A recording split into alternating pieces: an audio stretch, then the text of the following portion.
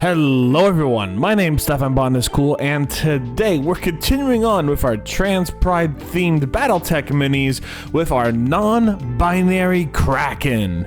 If you guys are enjoying my mini painting and my mini building videos, make sure to like and subscribe. It's free, it's easy, it's 2 clicks, and I can't thank you enough for your support. Let's get on to the rest of the video. The non-binary Pride flag has as its primary colors black, white, purple, and yellow. 2 of those colors, purple and yellow, are shared with the intersex flag, so I wanted to make sure to differentiate the 2 mechs as much as I could. The intersex mini, as you guys just saw, is primarily yellow with purple as its accent, so I decided to do it the exact opposite way for the non-binary Pride mini. I used purple as the primary color for this mini. I then used yellow for the cockpit area, and then I used black for the back of the weapons, and white as a few small accent parts on these raised sections you'll later see on the mini, which I find gave a really nice balance to it. And something that I actually worried about a lot when I was doing my Pride Skavens was when I had Pride flags that had 4 or 5 colors. I never knew really what to do with the 4th or the 5th color, because the general rule I try, quote unquote, try to follow is the 60-30-10 rule, where you have 60 being your primary color, 30 being your secondary, and 10 being your accent or tertiary color. And when it comes to Battletech specifically, I don't really count Lead Belcher in that mix. I just kind of slap it on the weapons and the vents where they belong, and as I believe it should be, and I think it works out fantastically.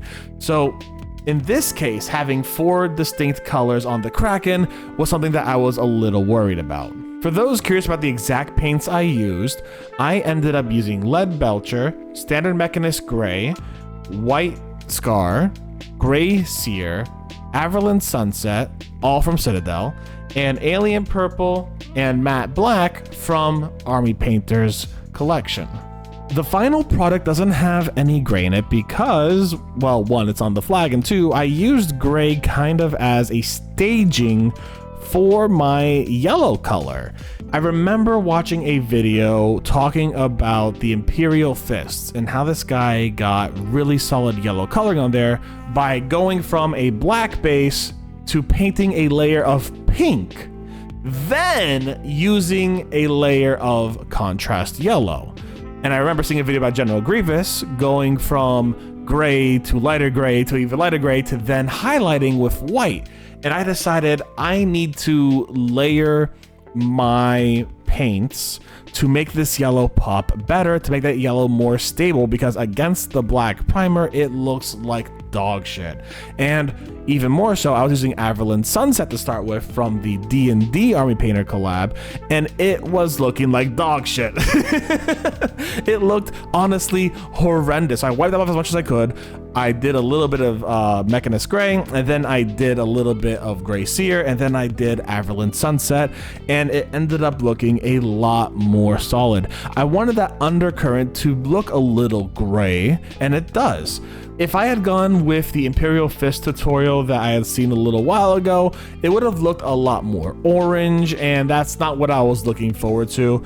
I was definitely looking forward to a very strong yellow color like you see on the flag itself. So I'm very happy with how the yellow came out, which is one of the first times I ever said that, if not the only time I've ever said that. I can't believe I'm about to say this. I think it looks pretty darn good. I think it looks pretty darn good. The only thing I think I could have done a little bit better was to start the staging with the gray rather than just jump into the yellow to start with. I ended up layering too much paint, in my opinion, and looked a little more caked on than I wanted to look, but we live, we learn, and I really got a great hands-on experience layering my paints on top of the primer to make hard paints like yellow show up better. That gives me hope for a lot of other paints I have that I have not been using in significance because they are painful paints to use, like Green Flame. Perhaps if I do a layer of a darker green or perhaps a blue, I might get a better looking Green Flame instead of utilizing just the primed layer itself. The first layer on top of that prime layer doesn't need to be perfect. It just needs to be able to catch, reflect, and show off that green better. So I'm gonna see what I can do about that, how I can work with that, and how I can make it look better. I'm going to experiment a lot with that in the future, and I am very excited to experiment with a lot of that in the future. Next thing I'm gonna do is I'm gonna pin wash it, and then I'm gonna dry brush it. And that should be about it for this mini. Anyways, guys, if you're watching this, thank you very much for watching this video. I hope you all enjoyed it. Make sure to like and subscribe if you did. It's the best way to support me. And if you want to support me more intimately, feel free to take a look at my throne. No obligation, though. Please do not feel like you're obligated to. And yeah, that's about it. Again, thank y'all for watching. I hope you had a good one. Y'all stay safe, stay Botanist Cool, and I will see you soon.